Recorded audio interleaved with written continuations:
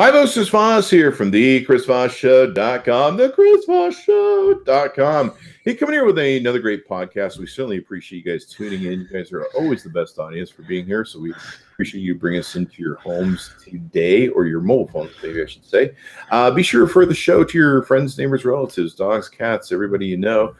Tell them to listen to the show. They can go to iTunes or Google Play, or they can go to youtube.com/Chris Voss, where you can see all the wonderful reviews. We just got the new, what is this? The Samsung Galaxy S9 that we're reviewing and putting up against the Note 8 and the Samsung Galaxy S8 and versus comparison to see what's going on there. So be sure to check that out. You can go to AT&T and see their phones there. And be sure to subscribe on YouTube so you can see all those wonderful reviews. We have a most excellent guest with us today, Jeffrey Davidson. Jeffrey has been exploring world-class teams for over 20 years. He's a recognized expert in strengthening leaders and their people. And he's worked with hundreds of teams and taught thousands and consulted with multiple Fortune 100 corporations. He's a dynamic presenter, and he speaks at conferences across the United States and Canada. Audience love his interactive high-energy talks because they include humor and real-life stories and his many brushes with failure. Welcome to the show, Jeffrey. Thanks so much for letting me be here, Chris. I love it. Yeah, it's great to have somebody with your high energy that can offset my low energy. I got to say it when we start. One of my favorite things about your show is how you sing your own theme song at the beginning. That just totally delights me, man. I'm right there with you. It's either because I'm too incredibly cheap to hire someone to do it. But there is kind of a story there. I don't know if we want to get into the story, but years ago I started doing it because I was a big fan of Howard Stern, and Howard was doing this bit series where he was recalling the days of his WNBC call letters that you guys have to do as a radio DJ, and they made you couldn't just say WNBC as a radio DJ at the time. You had to make it an event, so you had to be like WNBC,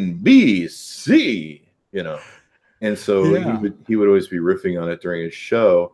And one day during the podcast, I think it was my YouTube videos, I opened the show that way, where I doubled the call out. I just kind of read the call out, and then I kind of gave a presentative, entertaining version of the ChrisVossShow.com. And I did it a couple times in a couple videos just as an homage to that era of DJs and Howard Stern. And then I stopped doing it. And I actually had someone from Canada call me up out of the blue, and they said, "Why did you stop doing that? That was really funny." And I'm like, "You really think that's funny? It's the dumbest thing I've ever done, and I don't know why people would care." And he's like, "No, it's really awesome, and it gets stuck in your brain." And so I kept doing it, and now all my friends, anytime anyone sees me, whether they know me or not, they come up to me and they go, "Chris Voss Show," and you're just like, "Okay, all right, well, glad we could," It's one of those things you create that people love, and you start to hate, other than the fact that you have to kind of run with it because they've chosen that's your thing. I have my own little things that I'll do in front of a group, whether it's a big group or small group, and they come up and they're like, "Oh, I love when you did this." And at first you're like, "When I did what? I don't quite remember what that was." Yeah, tell me the good thing again. And then the time I'm like, "Oh, that was the silliest moment." That's like dumb. But whatever it takes to connect with people. So I appreciate you trying to connect with people. I mean, like I say, people come up to me and like I won't even know who people are, and people come up to me and be like, "The ChrisVossShow.com," and you're just like, "Okay, man, I'm glad we could have this moment of, I can't complain about whatever little amount of celebrity I have. I suppose I should just accept that people like me, and I don't know why." You are likable. We love you, man. Well, thank you very much. And and so are you. I've seen your videos of your speaking and stuff when doing my research. So you definitely do an awesome job. So let's talk more about you. Did we get your plugs, Jeffrey, where people can look you up on the interwebs? Sure. On the Twitter, I'm at Jeffrey Goodlead, and that's Jeffrey. I know some ERYs, but I'm not that guy. Okay. And like pretty much everyone else on the planet, I too have a .com, and mine is great greatteamsltd.com. That stands for Great Teams Limited. Awesome. So you're really big into teams. I can tell that because you talk a lot about them. You work a lot. You've consulted with Fortune 500 companies on them. Let's talk about team building and being a leader and what's important that way and what people need to learn when they're building their teams or when they're managing or taking over teams.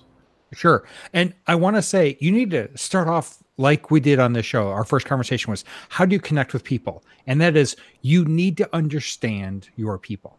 And to my mind, as someone who works with leaders who are often overwhelmed and really busy, and they're so busy they're not giving their people a lot of attention. They're also, when they're not giving their people attention, they're not getting all the benefit of having all those employees around. Yes. So it's like, I know you're busy, but you could be getting more done if you took some time away from the busy and focus on those folks. To my mind, when you're a team member, you've got some questions up in your noggin, up in your head that you need answered. And the first one is, why am I showing up? You need the boss to tell you, what are we trying to do in the world? I mean, you're laughing, but I work with leaders all the time. And I'm like, when was the last time you explained your purpose to the team? And they're like, I do it all the time. And I'm like, I've talked to team members, been here 2 years. They have no idea what you're talking about. So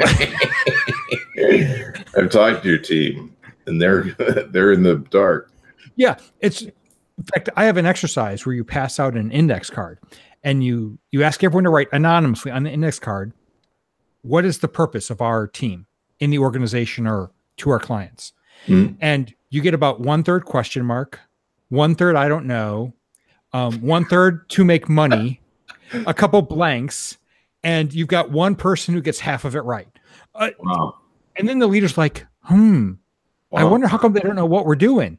And it's because you haven't told them. So spending time on why they should show up, why they should be there instead of hitting the snooze button, a second or third time, that's really important for leaders.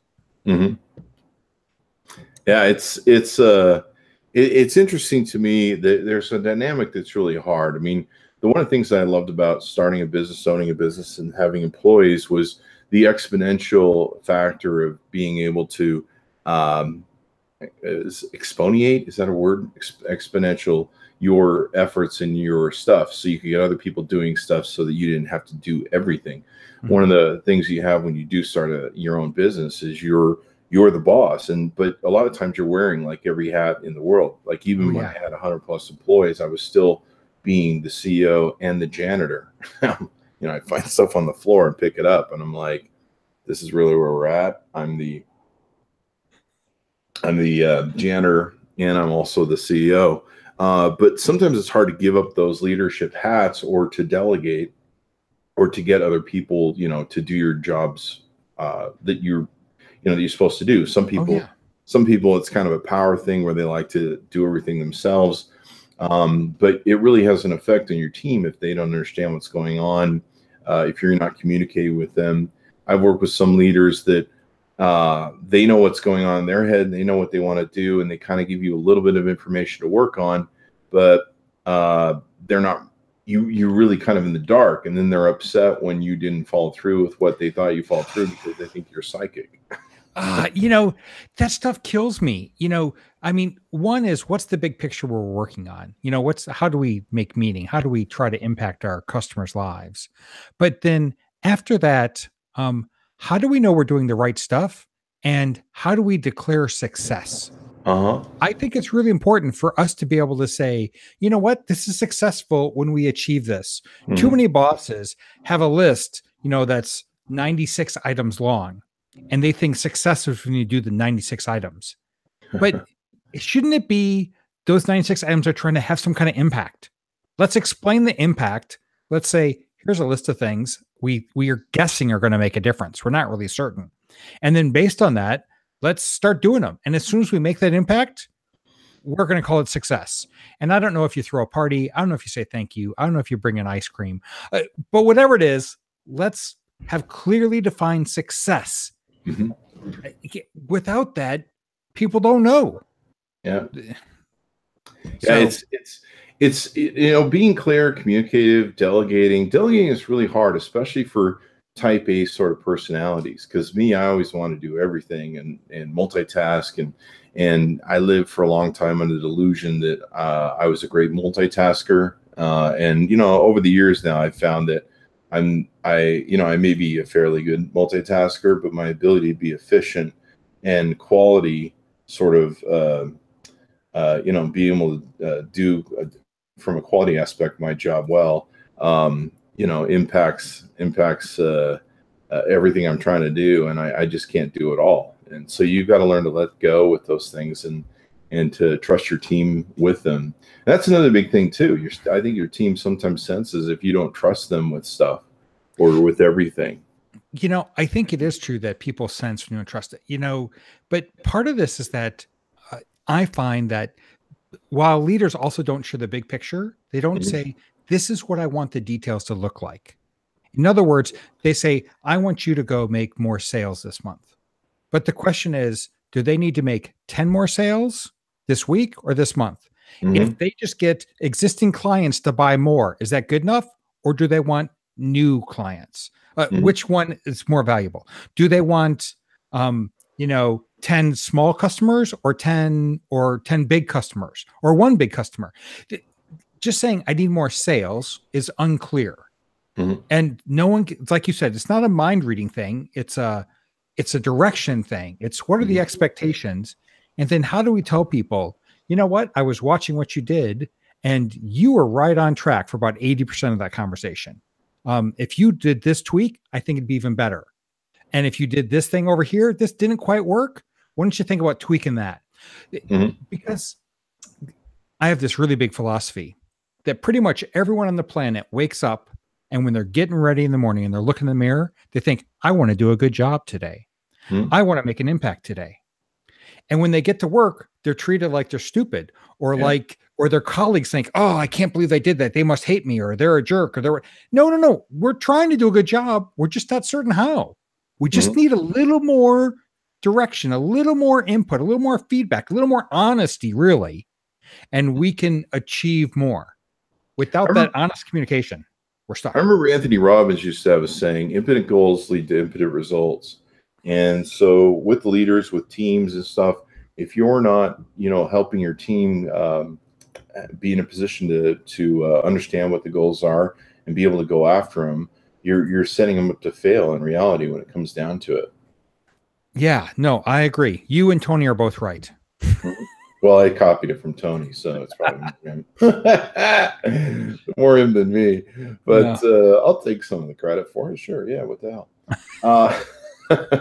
But it's an aspect of being a leader that's so multifaceted. I wish they'd teach more of it in college, how to be a leader, or maybe more in school, how to be a leader and inspire people and motivate them. How to motivate yourself sometimes is a big thing that people have to come to grips with.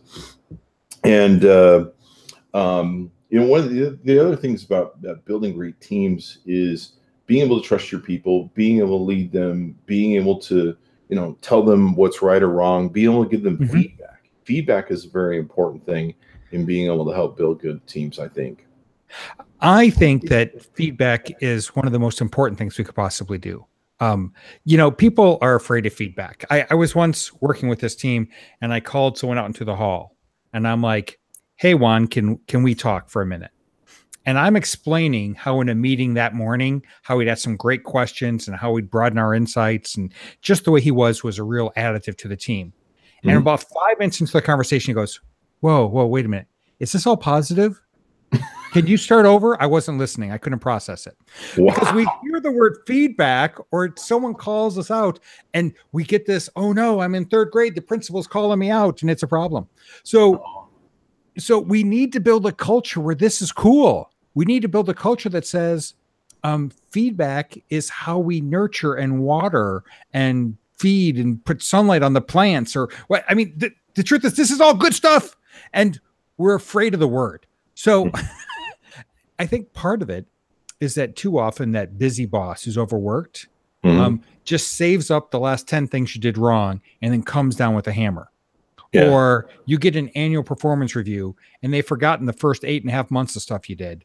And they remember, 2.5, 3.5 months. And again, they mostly remember the negative. And then they tell it to you, they dump it on you, and then they leave you alone for another year. Well, that's not proper feedback. That's just a dump and run. That's terrible. That doesn't help me perform better. That just I think it actually makes people resentful too, because the last thing I do is I hate to be criticized, and either it's not accurate or it's leaderless as to you just feel set up into a position of failure. One thing I always do with my corporations, I can't remember where I got the thing from. It might have been for somebody I worked with, but their attitude was the only dumb question is the unasked question. It was my attempt to build a learning organization within our companies where people could feel free and comfortable enough to let us all know that, hey, they weren't quite up to speed, or we hadn't communicated with them properly what they needed to know. And hey, Chris, I'm not quite getting what you told me. I'm not quite understanding maybe what you trained us on. I need to get some more knowledge. And so we tried to have this environment of where people could ask questions if they weren't getting it. And it's amazing to me in a lot of organizations where people really don't know what's going on, or they're not understanding what's going on. The organization has a non-learning mentality where if I find out you don't know something, maybe somehow it slipped through training or something, and maybe you just didn't quite get it. And someone takes you to task and are you stupid? And there's that sort of mentality in a corporation. It can really be damaging. And I learned through that process of having the only dumb question is the unanswered question, and getting people to ask questions is usually the person who costs me the most money in employee failures, that they end up screwing up something, was someone who just didn't feel comfortable asking the question, that they didn't understand something. I want to riff off of that, because I totally in sync with you that the unasked questions leads us to problems. And so many times the unasked question has to do with whether or not people feel safe. So as a consultant, someone who goes in and works with leaders and teams, my question is, how do I make this a safer environment so people will ask questions? And here's something simple I learned along the way. I read this in an article about Google. It was my own source.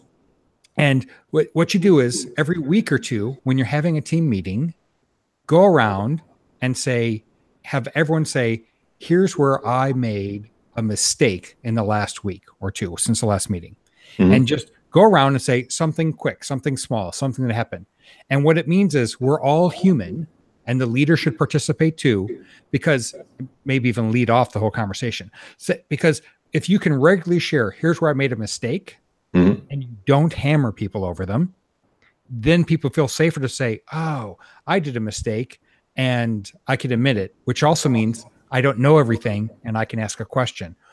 But it also means I know someone else made the same mistake 3 weeks ago. Maybe I should go ask how they did it right. So now you know who to go talk to. Humanized too, like that, where people don't beat themselves up as much. There's sometimes where I've made mistakes and I beat myself up about, and I'm, oh, Chris, you're supposed to be better than that, blah, blah, blah. And then I'll I'll bump into somebody else who made the same mistakes and find out that I'm human. And then you feel at least a little bit better. But that probably plays into also the aspect with teams of being able to recognize mistakes and being honest about them, instead of where you're having people come out and say, hey, I made a mistake and here's what it was. Certainly if a team or team members can't recognize their mistakes, or they're in denial about them, or they try and hide them because they're afraid of reprisal, that's certainly a great way at opening up teams and admitting to mistakes and talking about mistakes and what they're doing wrong and what's working or what's not working. Those are certainly great ways to get your team to be open and feel safe in being able to talk about those things. Yeah, I don't have as much trust with other people unless they can show where they're human. Because if everything looks perfect on the outside, I'm thinking there's no one perfect around here. So what are you hiding, or what are you dumping off on someone else, or what are you What are you not admitting? So let's just be honest that we're all on a journey. We're all trying to get better. None of us is there. There's some things I do almost every week. And when I'm coaching someone new on the job, I'm like, you know what? I've done this for a lifetime. You've done it once. I've never had a perfect event. You're not going to yet either. So take your worry down a few notches, do your best. And when you're done, we'll talk about what went well, what you can build upon, and what didn't go well, and where we should refocus. It's all good. Yeah. A learning organization. And it's so important that people have learning organizations around them where they can grow, they can get better at what they're doing. And they can feel free to talk about stuff, things that they don't understand or whatever issues they have. I've seen organizations where there's stuff going on behind the scenes, and I've actually tried to approach managers and a lot of times I don't know if I can talk about this thing with the manager about what this. I'll give you an example. One time I was consulting with a bank, and one of the other consultants that was close to the managers and I, and they were very buddy. And I found out that this manager or this other consultant was basically taking their clients and referring them over to another bank. It was a unethical thing that he was doing, and they didn't realize it. And so I was trying to see if I could broach that with this person, even though I knew there was a conflict, because I wanted to warn them that there was a problem. And I got pushed back on quite a bit in just trying to have some conversations and feel out, if I could pull that. In fact, at one point, she said, I don't, this isn't really in my department. I don't need to be talking to you. And I'm like, well, I'm trying to warn you. In the end, it later came out that they found out he'd been stealing this business and sending it over and doing this unethical stuff. And I re-engaged her and said, this is your fault. I was trying to talk to you about this and you blew me off. And because you blew me off, the situation got far worse. And now it's egg on your face. And in fact, I sent a note of CC of it to the board of directors. So I'm sure she had a lot of fun with that and answering them as to why she ignored someone who was trying to whistleblow. But, that's a perfect example of where, you've got to have a listening organization where it's open to people that, you need to be able to talk to, you need to be able to warn about stuff. And if there's certain things that they don't feel they can do, then, there's a trouble there. It is. I want to spin off of this on the learning organization. And I don't usually talk about this, but I think we should start this when you have a new hire. Mm-hmm. What I'd like to do is when there's a new hire joining the team is I will bring them in and say, hey, here's 5 topics that might help us on our team. Do you know anything about any of these 5 topics? And they'll say, I know something about topic 2 and 3. I'm like, okay, pick one of the other ones where you know nothing. And I want you to present to us in 30 days information on that topic and how you think it might help us. And by the way, everything you know about presenting is probably wrong. So I'm going to have to teach you that too.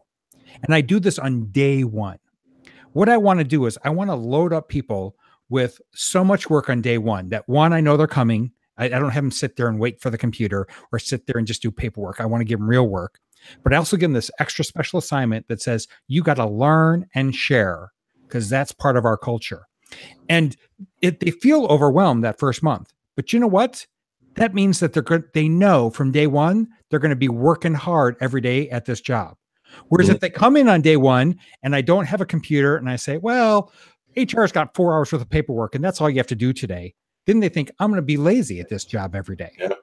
And so I like to teach them 1, we're going to work hard, and 2, you're going to learn, and 3, you're going to share what you learn with everyone else. Mm-hmm.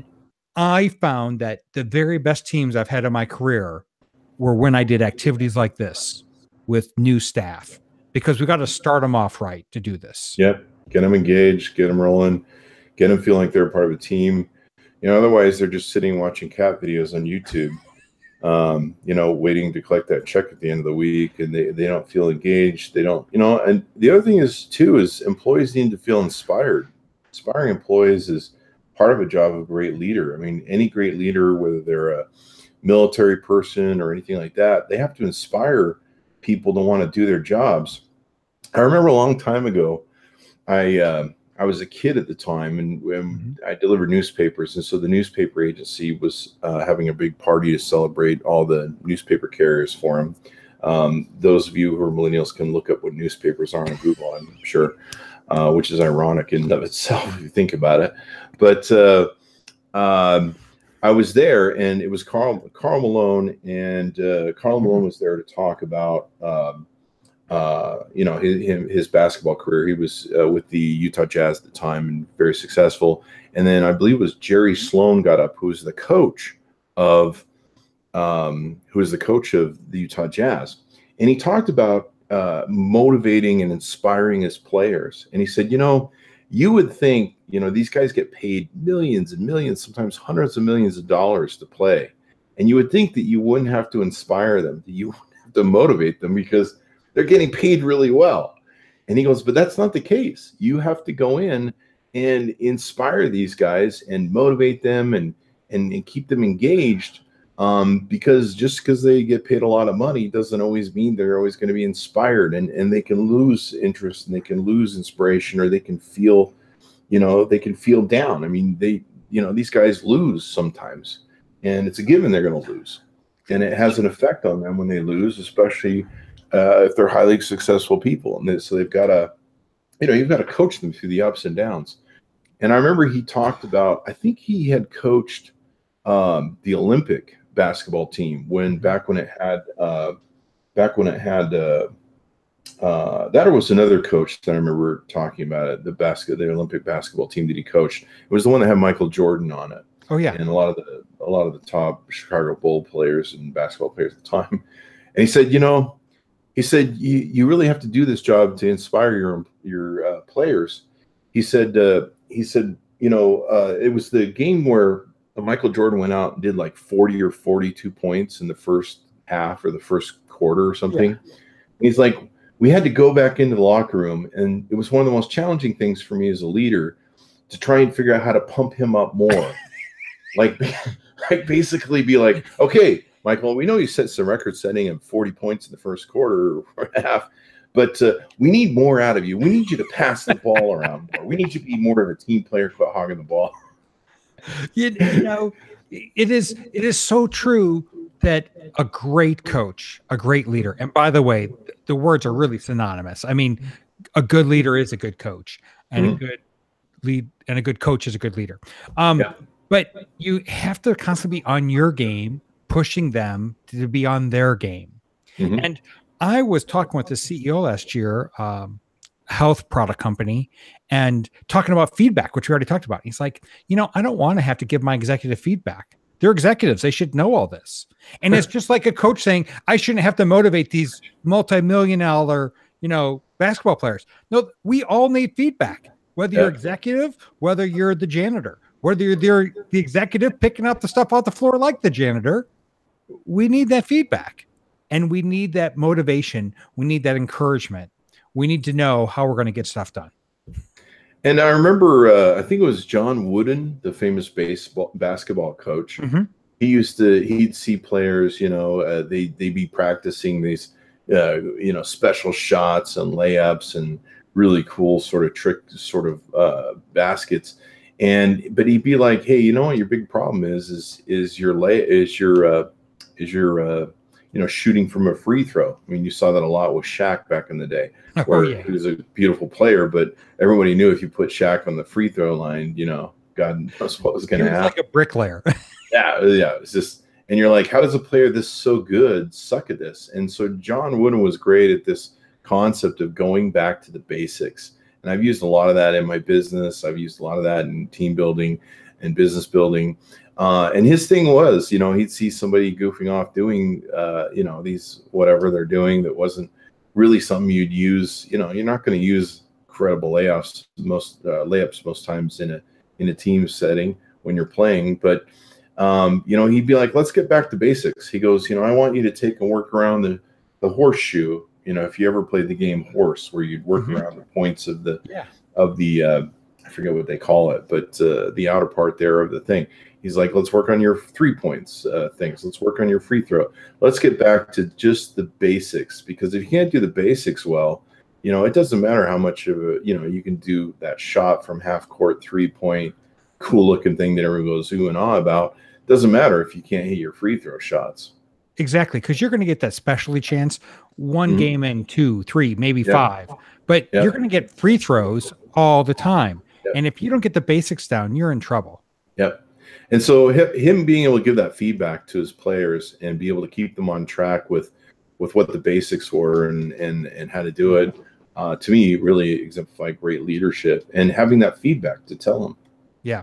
You're saying this, and I'm reminded, I've seen a couple different videos, and this is of pit crews for Formula One racing and IndyCar racing. And you can actually, there are some videos of a coach helping them. Here's how you should stand. Here's how you should run around the other guy to put the gas in. Here's where you need to have the tire. No, if you look, the way you made him stand, he had to go 3 extra steps, which delayed this. They'll literally film it, the whole pit crew, and then they will practice how to get it done. Because that's the basics of a pit crew, is microseconds matter. And the truth is, no matter what your business is, practicing how to do things matter. In elementary education, there's a theory that you should actually have your students practice passing out papers. Like, how do you take the stack of papers, pass them to the class, and the class passes them to the one student behind another one. And the best teachers will actually have their class practice in the first week of school. And other people say, why are you practicing this silly little thing? But if you look at it, they pass out papers 5 to 20 times a day, 180 days a year. Practicing in the first week actually adds a couple hours of education time. They get so good at it that for the rest of the year, they can spend more time teaching. And those are also good in team building. Learning to do the basics, and especially ones that are fairly easy, builds confidence, builds people feel confident. They're like, I'm doing stuff, I'm accomplishing stuff, I'm involved, I'm a part of the team. I've seen things where leaders just kind of go off and try and do everything and engage the team as less as they could, and the team just usually sits around and goes, I don't know, we're waiting for him to tell us what to do. That's one of the questions that team members need answers is, how do we work together? And I think that's so important. A lot of people say they've got a team, but it's really just a bunch of people that sit in the same room once a week. A team actually counts on each other and gets stuff done together. So a leader needs to help that team figure out how they can work together to get the job done and accomplish the mission. Yep. Most definitely. What other team aspects do you talk about in your speeches and things that you work on? First one is meaning. We talked about that. Another one is, how do we know we're working on the right stuff? Because there's so many things we could do. How do we define what's right versus what we should do next year versus what we should avoid? And if there's a problem in companies, if they do have meaning, but then they say yes to 100 things when they have the staff for 7. And then the team is everywhere because they don't know which one they should focus on. So it's part of strategy is the art of saying no. Not what you say yes to, it's what you say no to. And then it's getting really clear on what success is, which is not doing the whole list of items, but having the right kind of impact. And because everyone's got a billion ideas on how you do something, whether or not it's the right idea is the core. That was the other reason I like the thing we had in the environment of our corporation. The only unasked question is the dumb question. But it also had a side benefit where people felt like they can contribute. Like when people contribute ideas, we didn't go tisk. You shouldn't speak up. You're not the boss. You shouldn't say anything. Just shut up, listen, do your job.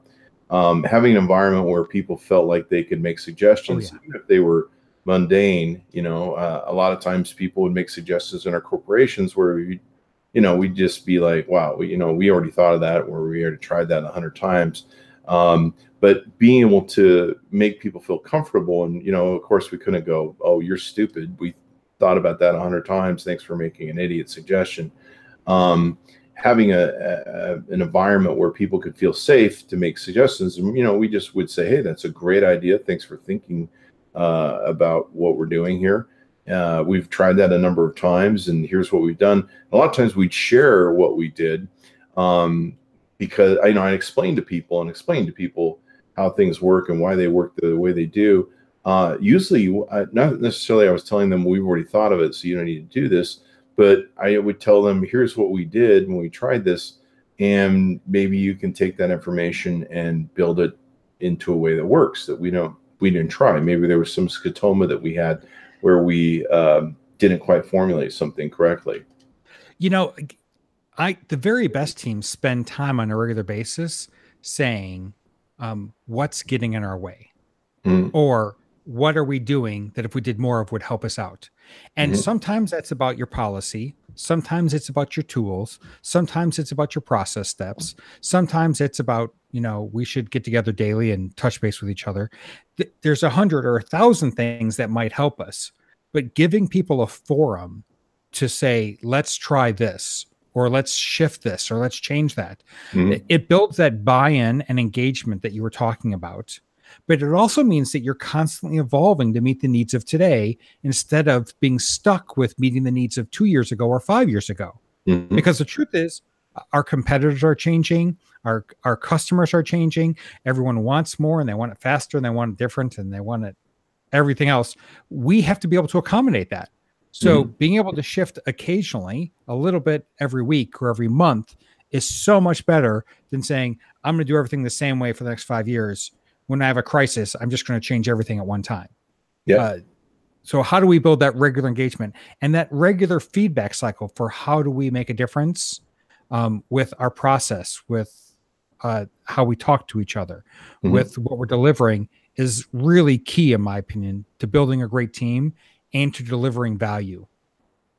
Well, that's a lot of things. What I would look for in being a leader is what team members have as scotoma, what they understand, what they don't understand, what being able to contribute their ideas are important to me. And I learned very early on in being a CEO that just because I'm the CEO, I don't have all the answers. And there's hopefully brilliant people around me that I've taken the time to surround myself with for being brilliant that can help me come up with ideas or reformulate ideas that can work. And so usually I've learned as a CEO, I'm not just trying to think up all the great ideas. I'm trying to find other great ideas, and hopefully those can come from my staff. And I've been in my meetings with people where somebody will be like, well, what if we tried it this way? And I'm like, that's the idea I've been looking for. I exactly know that is the idea. I just needed somebody to come up with it and kind of formulate it. And sometimes they have the spin on it that I wasn't thinking about. Oh, well, maybe if we do it this way. Everything's kind of about formulas. And the one challenge I've always had in organizations is, why do we do it this way? Asking the questions, why do we do it this way? Sometimes I may have been the one who created the formulas to, okay, this is the way we do something, but something changes, like you said, your competitors or the market changes, pricing changes, other things impact it from profitability or loss. And you've got to find a new way to reformulate what you're doing to get it back on track and make it be profitable and make it work for your business. And so, being able to have a team that you can rely on that are going to contribute ideas, they're going to come up with stuff, they're going to question why did they do stuff, I've had great team members that, you give them a team task and they can do that task all day long. But if you ask them to rethink it, they can't get out of that box. They're kind of stuck. Yeah. So, and the truth is there are some people who want to grow no matter what, even if they haven't mastered a task. And some people I want to master this task and never change. And you need to be able to accommodate different types of people in that, but while still getting regular input from all of them. Because if you don't get input from everyone, you will be short-sighted at some point. There's no doubt about it. You'll have a blind spot where somebody's like, you'll end up losing a bunch of money, and people be like, somebody be like, well, I saw that we were going to do that. And you're like, why didn't you say anything, man? Seriously, why didn't you talk to us? Tell us that wasn't going to work and stuff.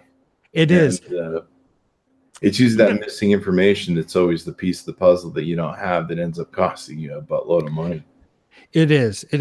And when we talked about, connecting with people, that's how we started off, with connecting with your audience, you and your singing and me and my bad jokes. But the leader needs to connect with their people to show that they understand who their people are and that they understand what their people want to do, whether professionally or personally.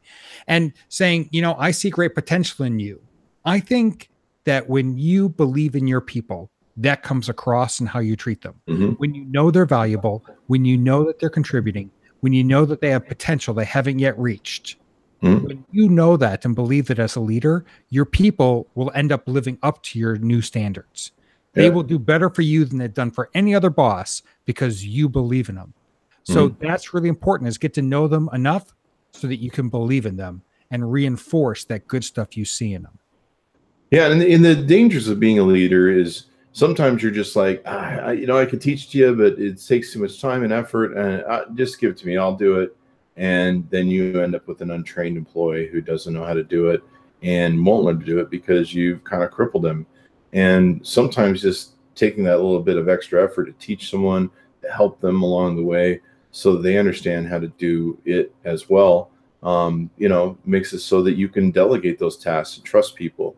You have to give that trust. You have to walk that plank of the trust fall and do training with people to get them to really be trustable, and develop their skills. I mean, most any pattern of just about anything is developable skill. It's just a matter of taking the time, practice, and effort to do it. And if you don't allow your people to be able to do that, you kind of cripple their ability to grow, expand, and get to know these things better and be good at them. No problem. That's really important. You probably heard this before, but I'm gonna say it because not everyone knows it. There's an old story about the CEO and the CFO are talking, and the CEO says to the CFO, how much is it going to cost to train all of our people on this new technique? And the CFO says, well, it's going to cost way too much. I'm afraid if we train them, they're going to go. And the CEO says, what happens if we don't train them and they stay? And that is our problem. We have to train up our people knowing that even though we invest in people, some of them are going to go. But it's far better than that than we keep around everyone untrained, because then they're not contributing what they need to. That reminds me of a story of an IBM, I think it was an IBM vice president or something. And I think it was in the 80s. I think this is a Tom Peters story. And the folks there'd been a vice president that cost IBM like $12 million with a mistake. It was like really expensive at the time. And so the vice president showed up at the CEO's office and said, I'm sure you want me here to tender my resignation because I just screwed up the company and cost you guys a whole mess of money. And the CEO said to him, he goes, no, the last thing we want you to do is resign and leave. We just spent $12 million educating you on what not to do. And, we need to retain that investment since we spent all that money to teach you what not to do. So, if anything, we need to keep the $12 million that we spent, educating you as an investment in you to build the future. And I always thought that was a brilliant story and a way to look at something like that. Well, it is a brilliant story. And I got to tell you, that vice president, no matter what happens to him for the next couple of years, he's going to be loyal to IBM. He's going to be like, they were loyal to me, I'm going to be loyal to them. You can't pull me away. And I love that that's what's going to happen now. When the leader shows loyalty to the people return it tenfold. Yeah. So that for me is a really big deal, that the leader needs to know their people. The leader needs to have loyalty to the people, but the leader needs to say, here's why we're doing the big picture. Here's our meaning. Here's how we're trying to make a difference, but also here's how you can help. Here's how doing your job helps us on our big mission. And when you can connect their job to the big picture, they can see what's going on, and that adds that motivation. Most definitely. It's tough to be a leader. I wish they would train more on it. I remember when I was coming up and being young, I read a lot of leadership books. There was was it Peter Drucker? Me too. Tom Peters was a huge influence of mine. It helped me build learning organizations. There was another book, I think it was called The Fifth Discipline. I forget who wrote it. Peter Senge. It's behind me here. I read those books too. Yeah. And while they're good, and sometimes the Tom Peters information wasn't quite accurate. I think about half of what he taught me, I made a lot of money off of, and the other half about bankrupted me that he put in his books, because he captured a lot of theory and a lot of his stuff was, well, why was this person successful when maybe they might not have been all the points were successful, or maybe it was an anomaly. It's too bad we don't teach leadership, the aspects of it, the basics of it, what it is, how to delegate properly, and how to do all the functions. Certainly, a lot of people that listen to this show are entrepreneurs, and either they're wannabe entrepreneurs or they're entrepreneurs already, and they're trying to figure out how to square the circle. And the biggest challenge is being able to wear all the hats as being an entrepreneur, and yet still, get everybody to do everything for you and the work thereof. And it's a real beauty when it comes together, when you get everybody doing the work for you, because that's the great thing about owning a business, and, exponentially yourself to hundreds or thousands or tens of thousands or hundreds of thousands these days of employees that can do your job for you. I agree with you. And I want to shift something, though. I think there was a lot of training on leadership, but it was an old command and control model. It was an old, I'm going to dictate what you need to do, and I'm going to dictate how you need to do it. And that was one model, is command and control. The other part of the model was, I just need to build a perfect process, and you're just a widget on my factory line. But the truth is, neither one of those work anymore. There was a time that they were helpful. There was a time that they worked to some extent, but we are beyond that now. The internet is allowing competition coming from anywhere. State Farm and Allstate are afraid of Google selling insurance a couple years ago in the UK. We've got cab companies and cabbies that are out of business because of Uber. There's no industry that's safe. And even the small mom and pops are trying to be put out of business by bigger shops that are on the internet. So you've got to engage your people. And that comes from going beyond command and control, beyond from treating people like just some human resource, like they're coal, widgets, wood people. We've got to say, how do we engage you in our mission? And how do we get the best out of you to go forward? And that's the leadership you're talking about that we haven't taught yet. We're not good at teaching that last one. We're good at teaching the first couple methods, but those methods won't get the job done anymore. So if I'm out in my audience right now listening, well, how do I be a better manager? How do I be someone who inspires my team better? Yada, yada, yada. What are some steps that you suggest that they could take to be able to master that? First is ask your people why they think they're there. We talked about that index cards, and, that's one thing. Second is paint the picture for what you want them to do. And then let them have a conversation about how we know we've reached our goals. Define success. And then work together to make sure everyone understands and everyone's trained on your processes, your policies, your tools. Too often, people are just thrown at a job without enough support.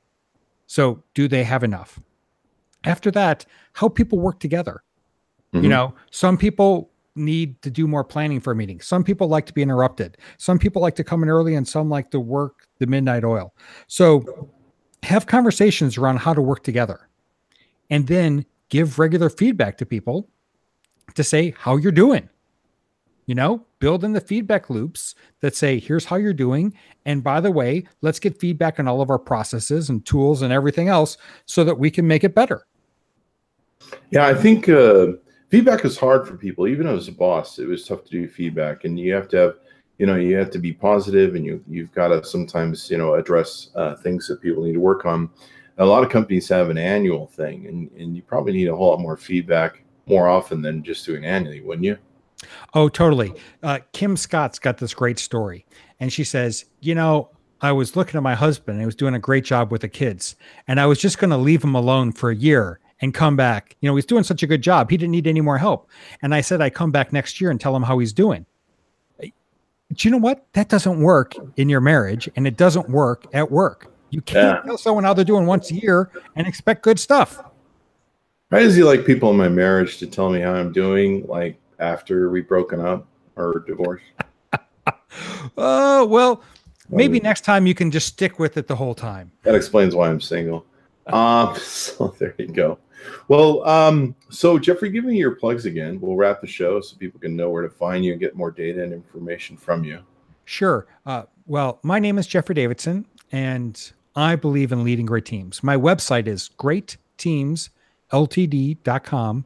And just for podcast listeners, I've got a special site or special page in there. So greatteamsltd.com/more. I've got 3 free tools for you to work with your team to make sure that you're aligned and that you have the chance to get to know each other and to start getting better. No cost, no obligation. I don't even ask for your email address. Wow. greatteamsltd.com/more. Take That the sounds tools, like a great deal, man. better. Yeah, I should really collect email addresses, but maybe next year. It's all a Well, journey. it's good to give, and then that stuff comes back to you in the end when it really comes out. I believe it. I believe it's all going to come back to us, and I'm trying to just put my good karma out there. Sounds good. Well, Jeffrey, we certainly appreciate you being on the show, sharing your team information. Certainly appreciate my audience tuning in as well. You guys are the greatest audience in the world. We certainly appreciate those of you who listen to the show. And of course, listen all the way to the end. You guys are committed. That or you're just really bored. I'm not sure which, but there you go. Bored with me, that is. Anyway, thanks for tuning in, everyone. We certainly appreciate you. Be sure to give us a like, subscribe to us on YouTube, review the podcast if you would on iTunes or Google Play. You can also go to youtube.com/Chris Voss and see all the latest and greatest cool stuff we're doing over there. Thanks, everyone, for tuning in. We'll see you next time.